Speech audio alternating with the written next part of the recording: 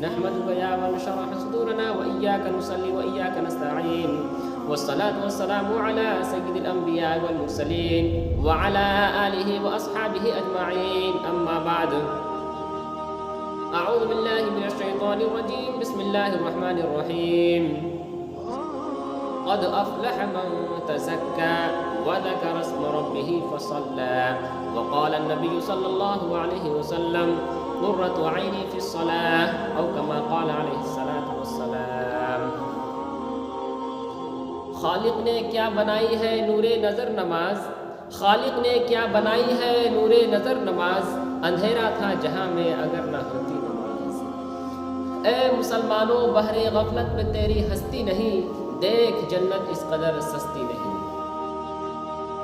حاضرین کرام اور حضرات ذی احتشام آج مجھے اجازت دیجیے کہ میں مذہب اسلام کے سب سے اہم رکن پر روشنی ڈالوں وہ اتنا اہم رکن ہے کہ قرآن کی سینکڑوں سے زیادہ آیات میں اس کام کے کرنے کا حکم اور تاکید آئی ہے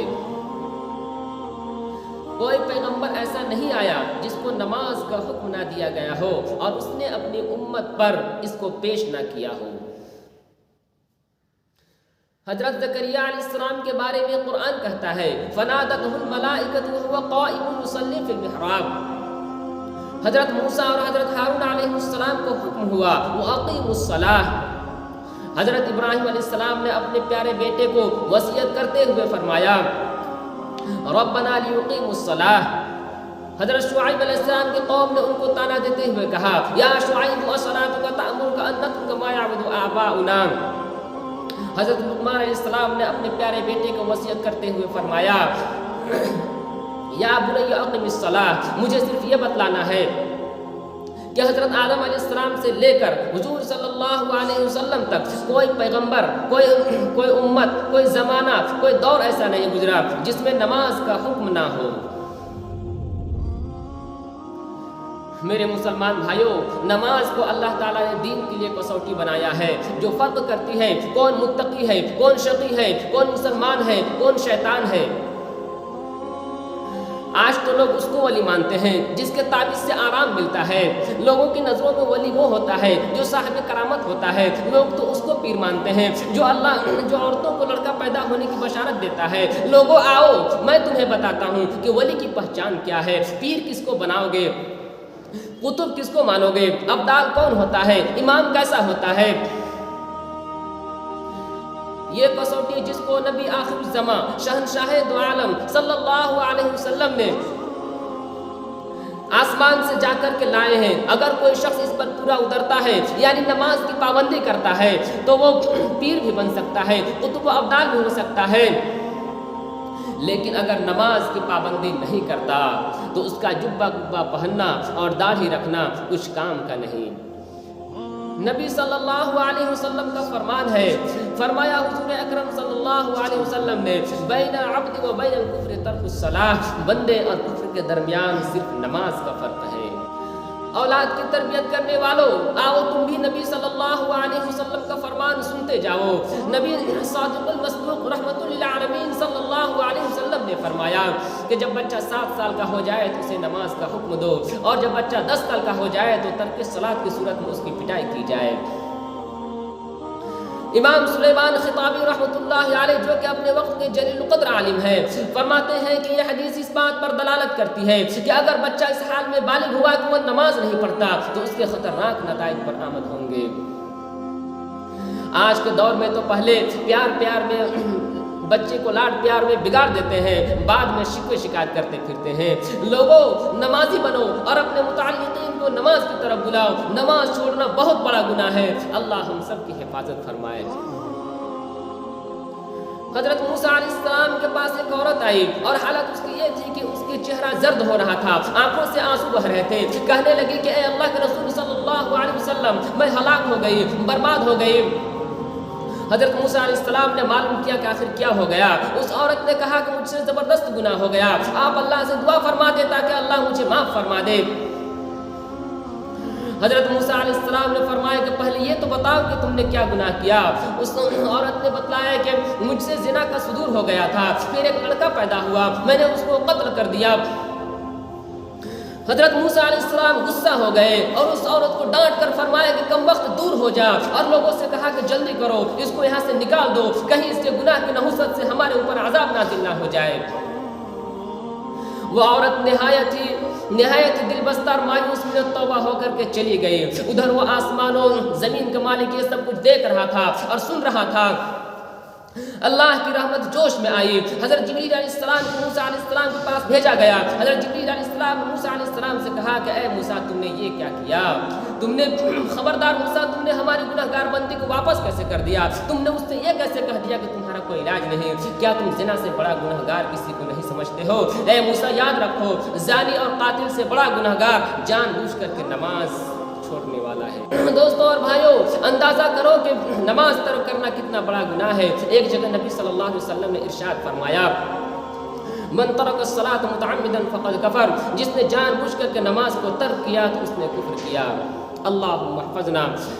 دوسری جگہ ارشاد فرمایا، الصلاۃ عماد الدین فمن اقامها اقام الدین ومن هدمها هدم الدین، جس نے نماز دین کا ستون ہے، جس نے اس کو قائم کیا اس نے دین کو قائم رکھا، اور جس نے اس کو گرا دیا اس نے دین کو گرا دیا۔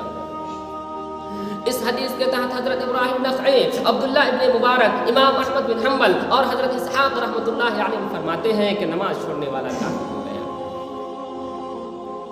امام مالک، امام شافعی، امام محمد علیہ الرحمہ فرماتے ہیں کہ اس کے گردن پر تلوار مار کر قتل کر دیا جائے۔ ایک جگہ نبی صلی اللہ علیہ وسلم نے ارشاد فرمایا، قرۃ عین فی الصلاۃ، میری آنکھوں کی ٹھنڈک نماز میں ہے۔ جب کوئی نبی کا امتی نماز پڑھتا ہے تو اللہ کے نبی صلی اللہ علیہ وسلم کی آنکھوں کو ٹھنڈک پہنچاتا ہے، اور جب کوئی شخص نماز کو ترک کرتا ہے تو نبی صلی اللہ علیہ وسلم کو تکلیف پہنچاتا ہے۔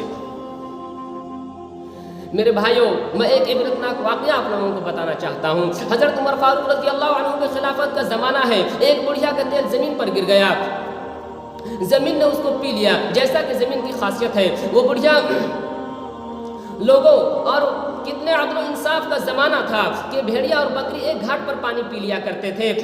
وہ بڑھیا اپنا مقدمہ لے کر امیر المؤمنین حضرت عمر فاروق رضی اللہ عنہ کے پاس گئے اور زمین کے تیل چوس لینے کی شکایت کی۔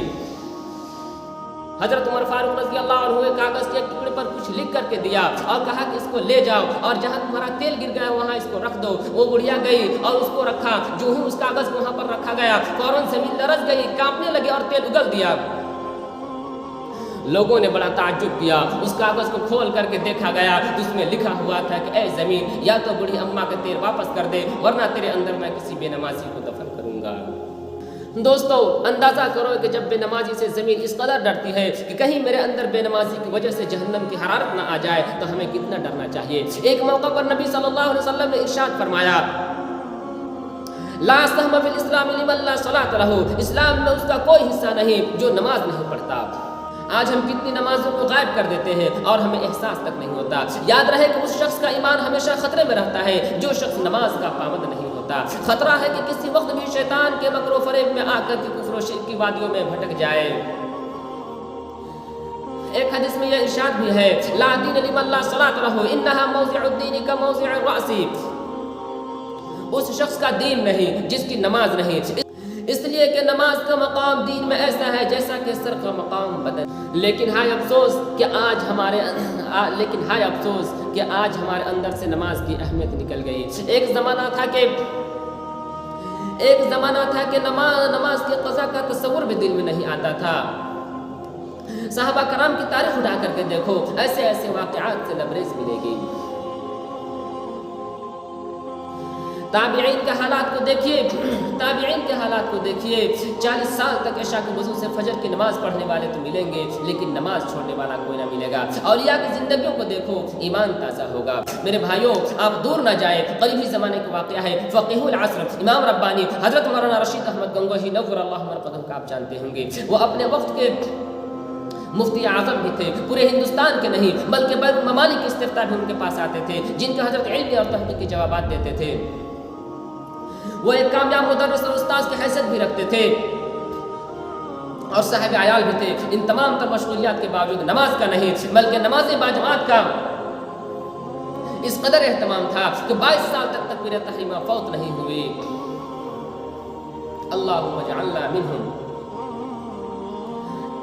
ان کے حالات میں لکھا ہے کہ دارالعلوم دیوبند میں دستار بندی کا جلسہ ہو رہا تھا. اس میں ایک دن غالباً عصر کی نماز میں حضرت مولانا یعقوب صاحب رحمۃ اللہ علیہ مصلی پر پہنچ گئے اور حضرت گنگوہی کسی عذر کی بنا پر تھوڑی سی تاخیر سے پہنچے. جبکہ تکبیر اولیٰ ہو چکے تھے. نماز کے بعد لوگوں نے دیکھا کہ وہ عظیم انسان جو بڑے بڑے حادثات میں پریشان نہیں ہوتا تھا، جو عزیزوں کی موت کی خبریں بڑے صبر و سکون سے سنا کرتا تھا، جس کے چہرے پر غربت اور تنگدستی کی وجہ سے پریشانی کے اثرات ظاہر نہیں ہوتے تھے، آج اس کے چہرے پر رنج و غم کے بادل چھائے ہوئے تھے. تلامذہ کو فکر لاحق ہوئی، مریدین پریشان ہو گئے. اہل تعلق نے رنج و غم کی کیفیت کو فوراً پہچان لیا. پوچھا گیا کہ حضرت اتنے غمزدہ کیوں ہے، کیا حادثہ پیش آ گیا؟ آپ نے بڑے رنج و غم کے ساتھ فرمایا